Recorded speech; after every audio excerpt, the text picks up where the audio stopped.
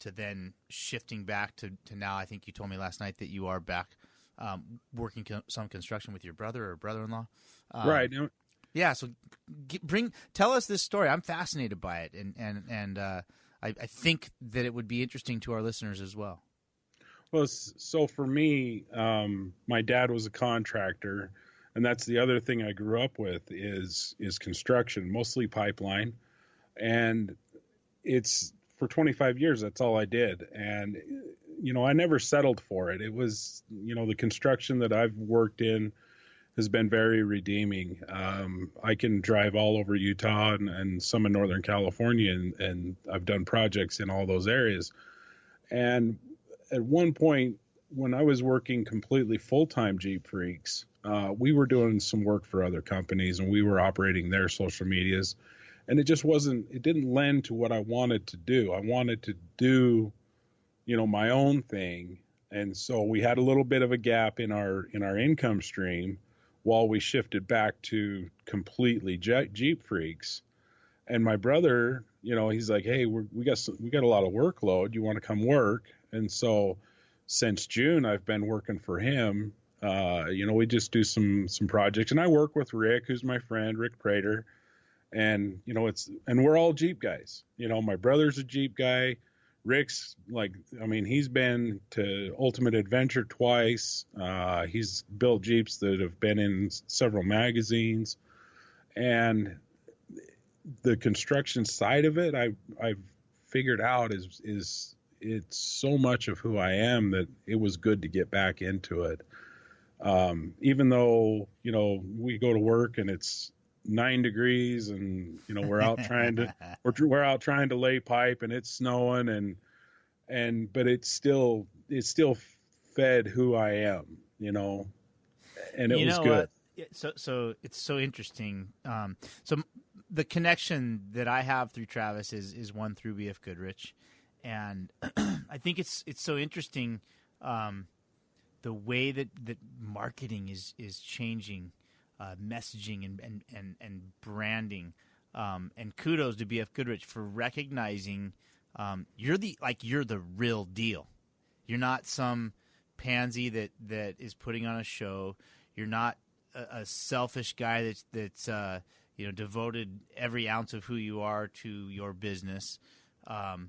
You're the real guy that loves to be outdoors doing stuff with your hands and in a Jeep. And what better person to represent a tire company the way that you're getting to than somebody that's authentically interested in the lifestyle that it represents. So I think it's cool to hear these stories. So let's I want to talk to you about Baja because my first question to you is was that your first trip to Baja? It was my second trip. I did the Ultimate Off-Road Adventure with BFG a couple of years ago, where we drove some Raptors and Jeeps and the BC cars. Okay, that's right. That was a couple of years ago in October. I was on that. I worked on that. That's where we met the first time. Okay, right. So this was your second trip to Baja. Correct. And I mean, like I said, we talked last night a bit, and a little bit after the race or in the middle of the race week, and it was clearly having an effect on you at that point, and I believe it had a massive effect on you to go through the process that you went through. So tell me about what it's like to come from being in Baja one time to then getting invited to go race in the Baja 1000 and drag me through that process with you. So, I mean, when we drove the BC cars in, 2 years ago, we were just lightly driving through Baja. We weren't racing. And I've never raced anything in my life. I've never competitively done anything with a vehicle. I've not even rock crawling. It's all recreational. And when I was given this opportunity, I still don't understand everything I went through. It's so overwhelming to you, and you tell people, we were talking to somebody and they overheard me and Rick talking about the Baja, and I said, yeah, we won our class in the Baja 1000, and the guy looks at me and he's like, "There's no way you went and raced the Baja 1000." It's like, yeah, I did, and it's so strange because I'm a construction worker. I'm a truck driver. I'm a heavy equipment operator, and that's not somebody that typically goes and races the Baja 1000. That's a Rob McCachran, that's a Casey Curry, that's a Rod Hall. That's an icon of the Baja 1000. And I'm going to stop you. I'm going to stop you because while yes, those people do exist within the sport of off-road racing, there are, and I'm not trying to discount what the opportunity you got and what you got to experience. So don't take that the wrong way, but there are all kinds of racers that are plumbers and construction workers that have been passionate about and do race the Baja 1000. They don't do it the way necessarily that a Rob McCachran or a Tavo Vildosola does it, but they still do it, and they put every ounce of effort that those guys put into it as well.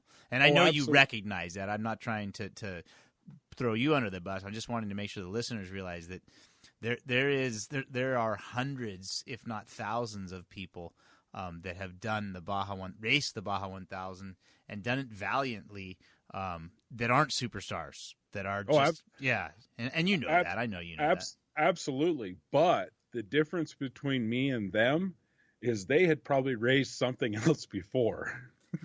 Sure. I went right to the major leagues. Yeah, I did. That's what I'm trying to get across is racing wasn't even on nowhere near my wheelhouse until Thomas Smith from BFG invited me to join the team this year, and it's such an overwhelming experience. How do you prepare for it? I mean, the first thing I did is before I mentioned that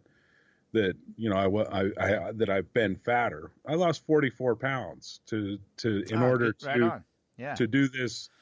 It's just a commitment. I just, I'm still a big guy, but had I not done that, there's no way I would have even gotten in that car. Yeah. And it was just a commitment, and it was a blessing in disguise to have that goal just given to you of, if you want to go do something amazing, you got to change what you're doing. And I did.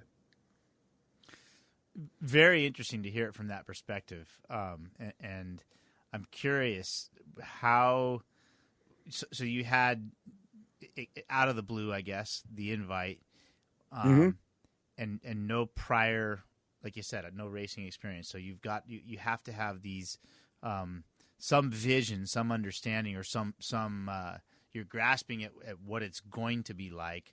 Now you've gone through the process.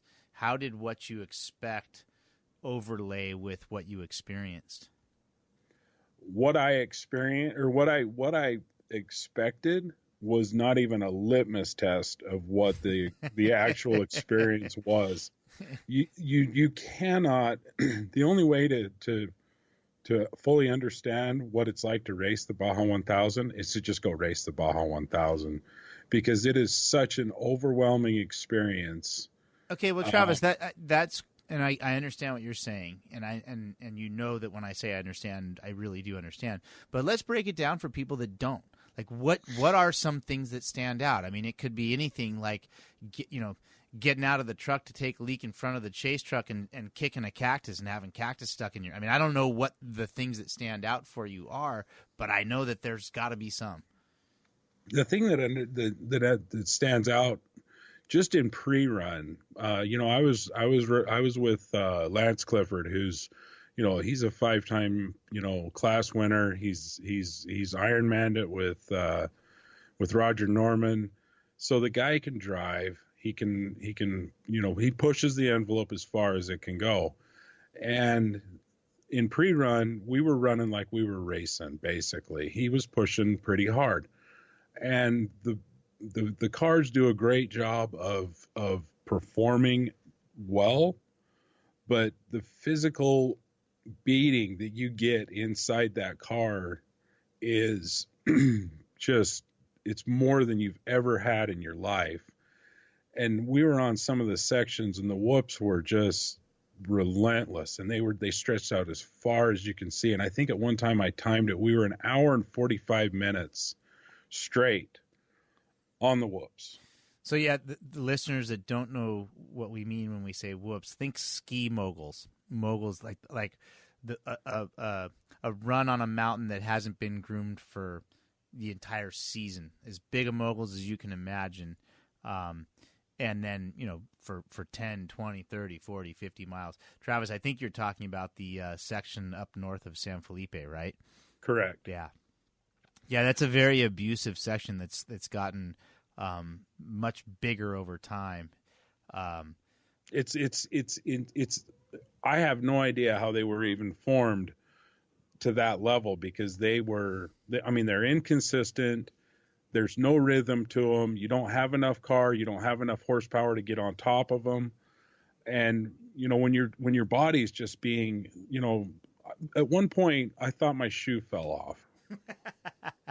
Right? How does your shoe fall off in a race car? And I actually thought we hit something so hard that I thought my shoe had fallen off.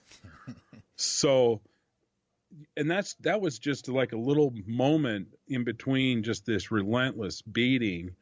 And then you start thinking, it consumes everything that you are. It's like you're trying to catch your breath. And so much of this is because I'm out of shape, but it's a beat down physically, but then it's also emotionally and even spiritually, because it just doesn't stop. And you're just trying to think, I've got to do this during the race, so I've got to do it now. And yeah, I think something that is interesting about that event in itself is that it's a lot of work to get there, to get up to the starting line, and not like, it's not like you're laying bricks type of work, but you're getting your travel stuff squared away. You're crossing the border into a foreign country. You're several days worth of pre-event stuff, and it's not like you're just sitting around by the pool for 3 or 4 days before the race. So you've already, there's been a lot of stuff happening, and then to have never done it before, and you didn't get in at the start. You got in the middle of the race. Is that right? Correct. Yeah, we got in at race mile 579, so that was just like the fifth pit. Right. So what time of day did you get in? We got in right around 11 o'clock. If I remember right, we were right about 11 a.m. on Sunday. So So to put this into perspective, the race started the prior day for the first vehicles off the line at 10 a.m. So this is almost 24 hours into the race from the time that the first fastest vehicle took the green flag. Right. And you're at 500 out of roughly 800 miles at this point, 11 a.m. That Correct. I'm assuming then went on into the following evening, correct? Yeah. We finished. I think we finished right around 7 p.m. Yeah. So welcome to the club, and I think that so you have this physical side of it, which. I will say, whether you're in shape or out of shape, there's a very physical component to racing in an off-road race. The other thing that's interesting about it, and it's funny, I several of these shows have leaned into the racing side of my life here recently, and it's kind of cool because we bounce back and forth. But the thing that's interesting about off-road racing is that there is not ever, and I'm sure oval track racers will disagree with me, but I've done a little bit of that. You don't ever get to relax at all driving in an off-road race car. You can't, whether you're the driver and especially if you're the co-driver. And unlike on a straightaway, where you've got, whether it's, even if it's only 2 or 3 seconds, it's the same every lap. And as long as you got an awareness of what's around you, you don't have, a cow's not going to walk across the race course on the straightaway, and so it's really demanding from a cerebral standpoint, because